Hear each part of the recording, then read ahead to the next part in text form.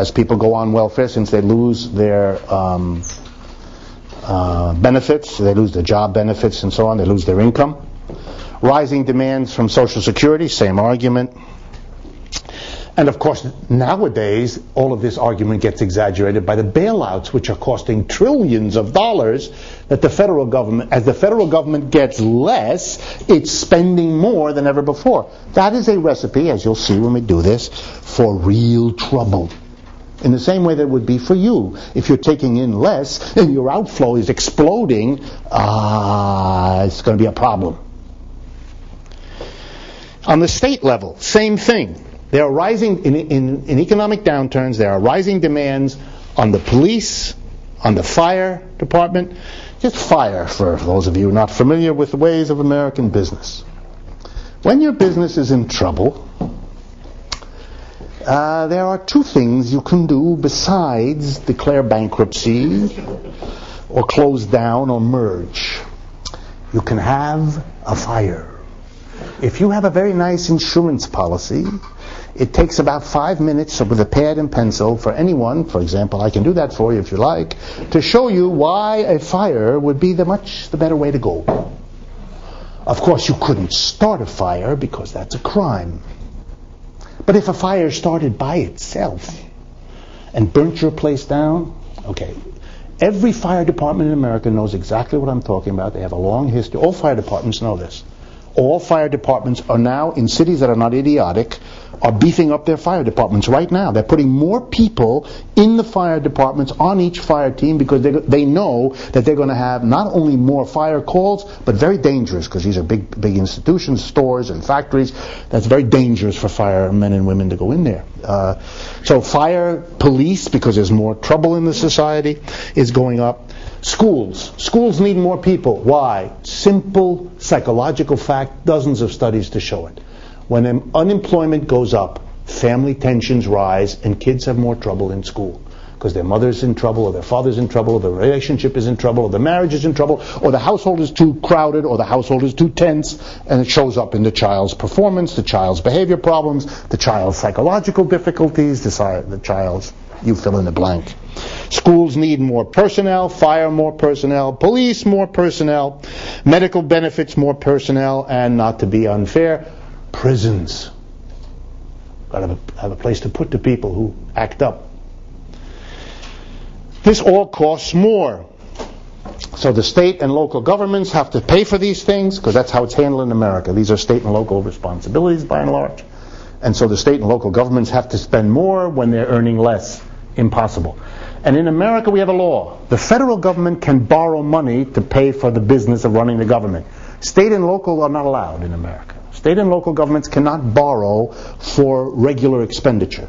State and local governments can only borrow for what are called capital projects, or building a school or building a sewer system. They can't borrow for running the business. They can't borrow to pay police or teachers or anything like that. They can borrow to build a school, but not to run the school. That's the law in the United States. Other countries don't have that kind of rule, but we do. So that's a problem here. The result of this division, federal, state, and local, is you're already seeing it, tremendous struggle as each branch of government tries to get out of this impossible situation by lopping their problems off the other. Bloomberg will blame Patterson. Patterson will blame Bloomberg.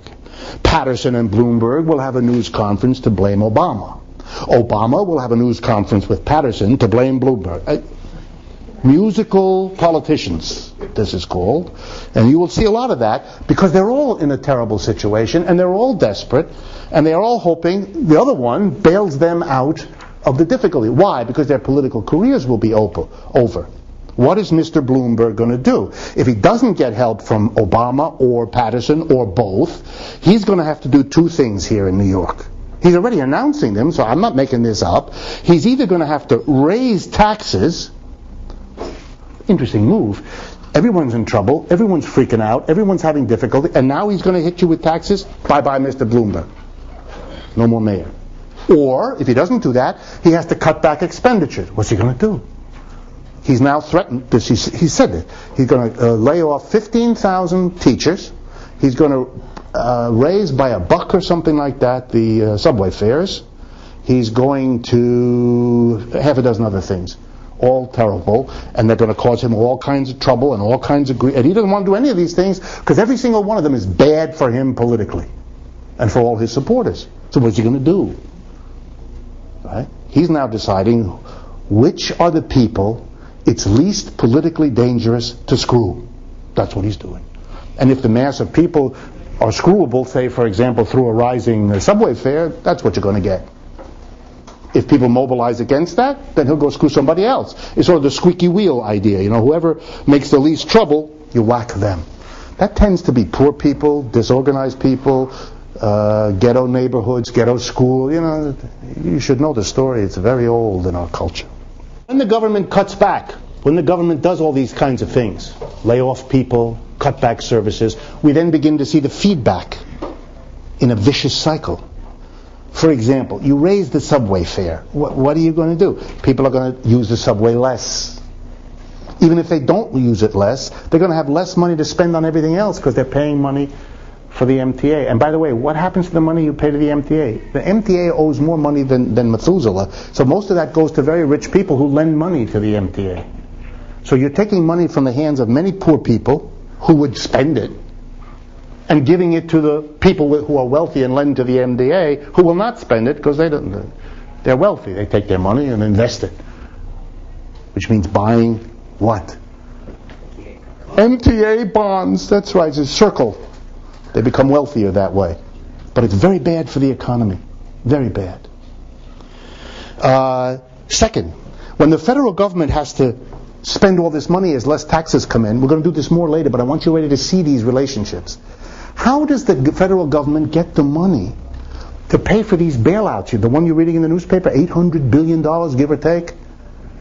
Is money coming in less? And they're talking about one of the biggest spending programs in the history of the country. The way that's going to be handled is by borrowing. There is no other way. Taxes are going down. They have to spend a fortune. They have to borrow it. So the federal government goes around borrowing. But here's what the federal government says. If you lend to us, we guarantee payment. We guarantee it. Everybody who has money to lend in the world says, whoa, I'm not going to lend to the Acme fireplace factory. I got no guarantee. That's a nice man, but he goes out of business. He's not paying me. I'm not even going to lend to GE. They're not going to pay me if they're in trouble. But if the United States government gives me the guarantee, that's the best investment I can make. So this is called in economics crowding out. The federal government becomes the borrower of the world. Everybody else is screwed out of credit. Yeah, but that's not good because the whole rest of the economy lives on credit. So no one is going to lend to the little business or the medium business or even the big business these days. They're all going to lend to the government. But that's a disaster. That makes the private economy worse, so that what the government is doing will prove to be insufficient, since the very thing the government is doing is making the problem worse that it's trying to solve.